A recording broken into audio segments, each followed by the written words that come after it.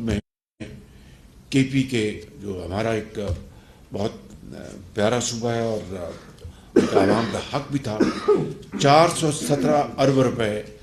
اس 1% کی مد میں ان کو ادا کیے جا چکے ہیں انڈر NFC ایوارڈ، تاکہ ان کی جو جائز ضروریات ہیں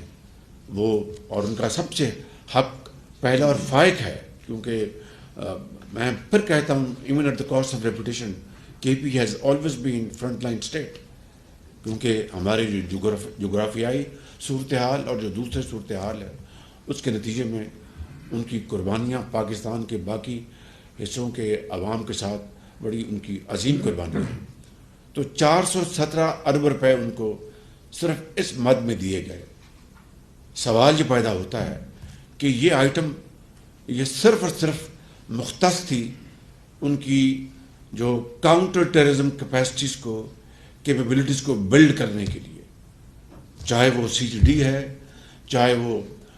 سامان خریدنا ہے، چاہے وہ بلٹ پروف ان کی جو ہیں وہ ATCs ہیں، چاہے وہ ایمونیشن ہے، چاہے وہ